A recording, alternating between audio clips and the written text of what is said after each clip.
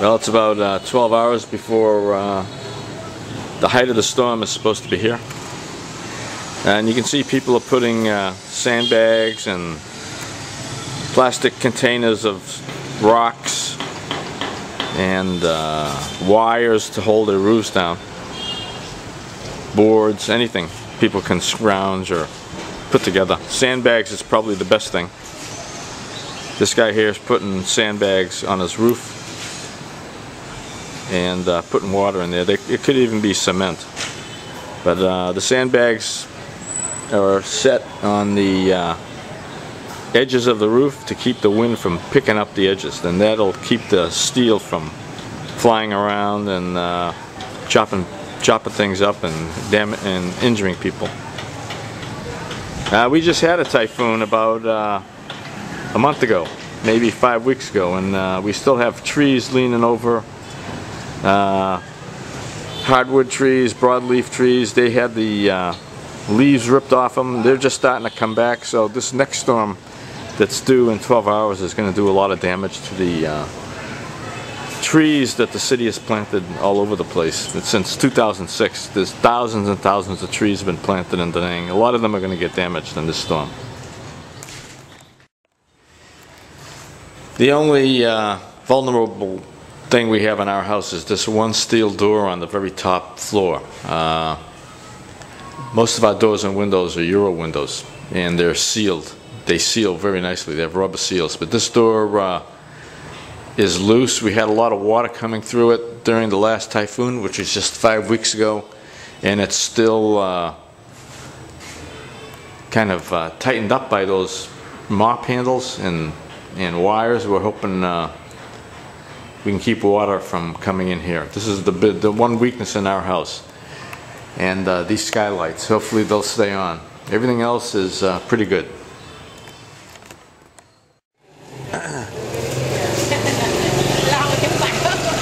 It's about 12 hours before the tropical storm is going to be maximum around here. People are starting to get ready. And we're going to go for a little ride around the neighborhood, see what it looks like now, and take a ride later, see what it looks like after.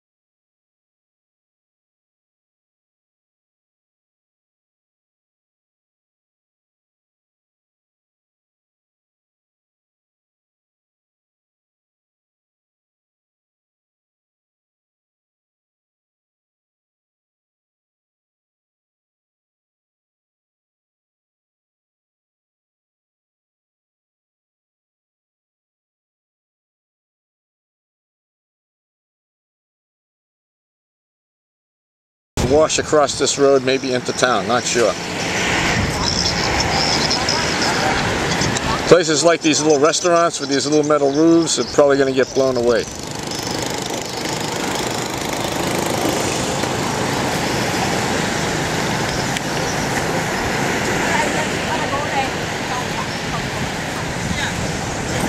All this damage is from a month ago.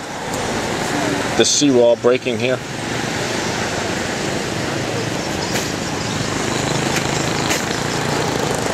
This parking lot probably shouldn't be here because there's no beach here.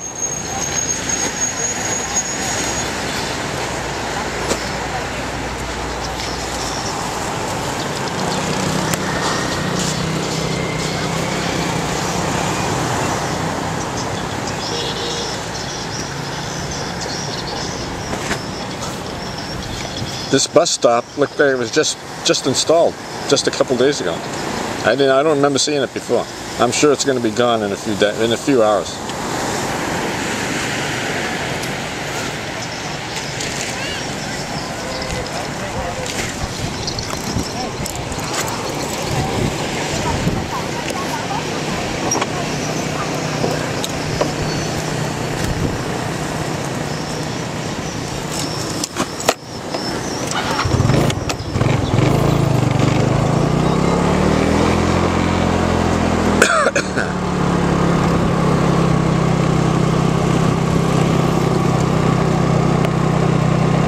All these trees here got stripped of foliage in the last typhoon, and that was not a strong storm.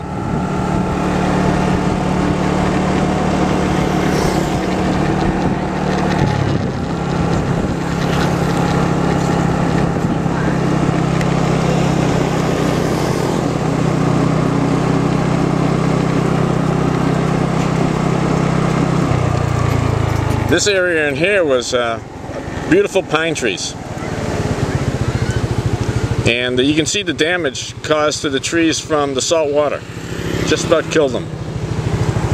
The only thing that can withstand typhoons are these coconut palms. And we still got debris and trash from the storm of a month ago.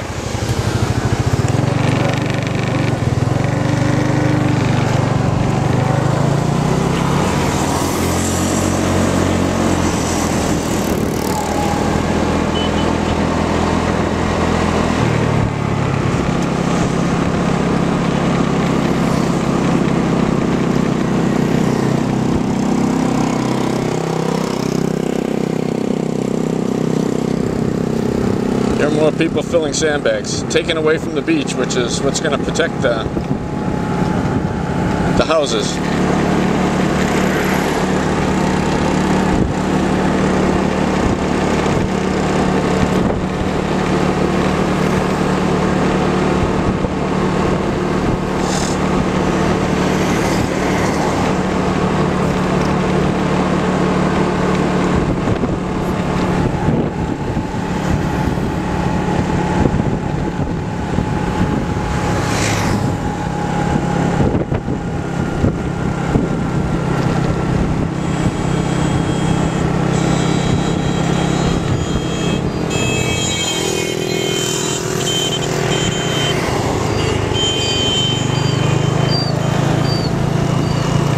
Like they're moving boats with a crane.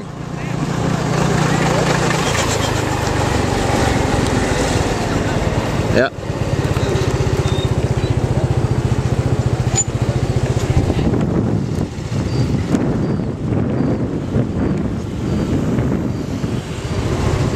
You're not going to see that every day. Usually they just get a bunch of guys together and pick them up.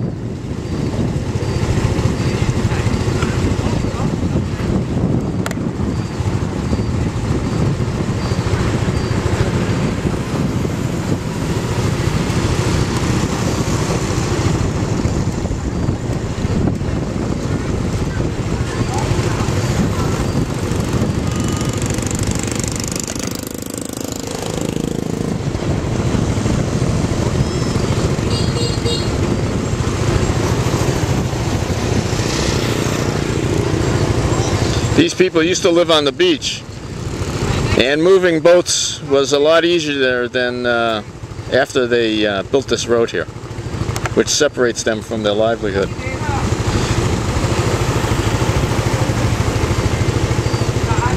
That's a basket boat. The bottom's made of bamboo strips woven to form a mat and then covered with polyester resin.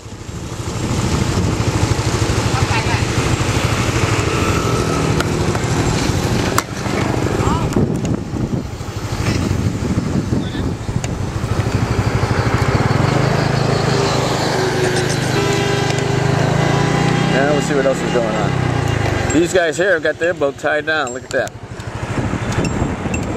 Probably keep it from floating away. Tied to the lamppost.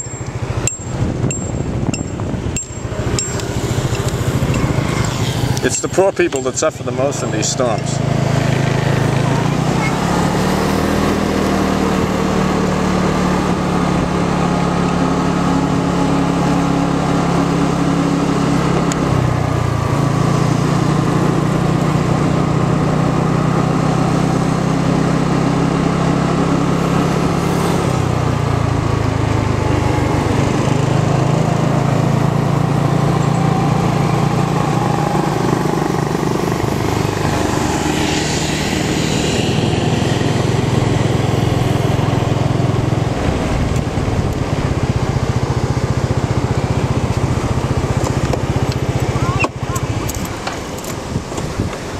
This part of the beach was one of the most severely eroded.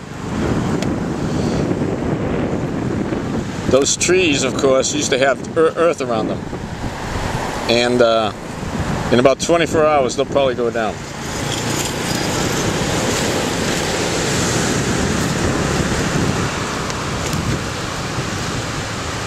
Still a lot of debris on the beach from the storm of a month ago.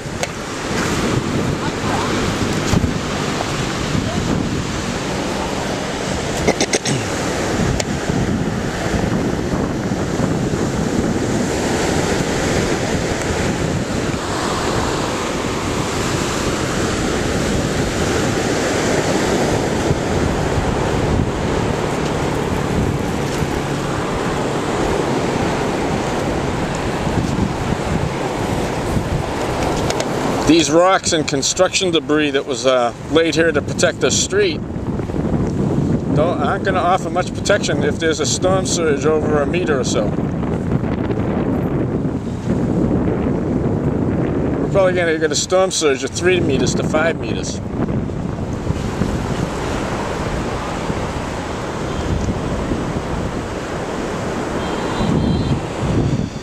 Down on the other side of this drainage canal, there's actually a seawall, but it's a small one. It's only a couple of inches above the surface of the ground. It's basically to protect the surf from washing away the street.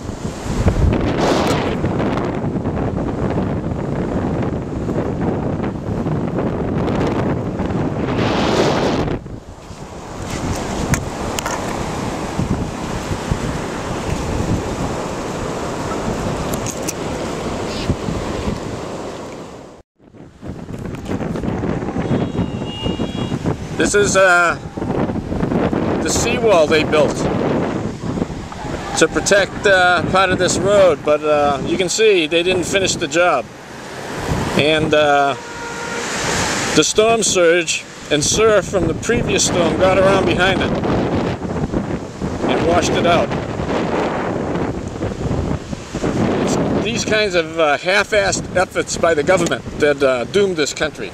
They just can't seem to get anything accomplished completely and thoroughly and to everybody's expectations. This is what's wrong with this country. They lay a couple of rocks around here, but it really doesn't help. You can see this has all been washed out. And tomorrow maybe this road won't exist anymore. It'll be washed out.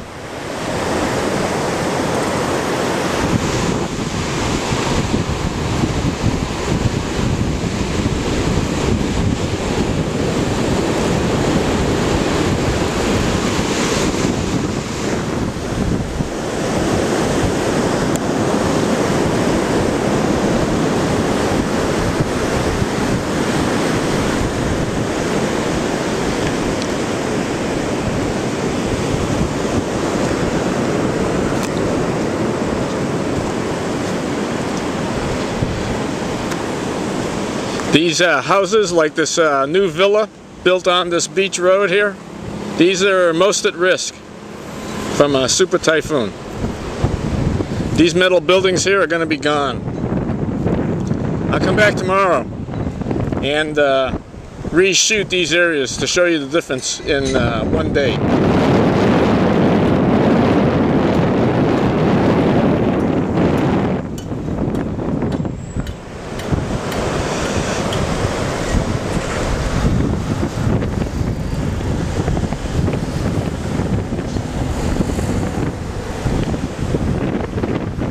So what it looks like is when they built this road, they filled this area with construction debris and then covered it with dirt. That's all there is here to protect the road from a storm. It's pretty bad.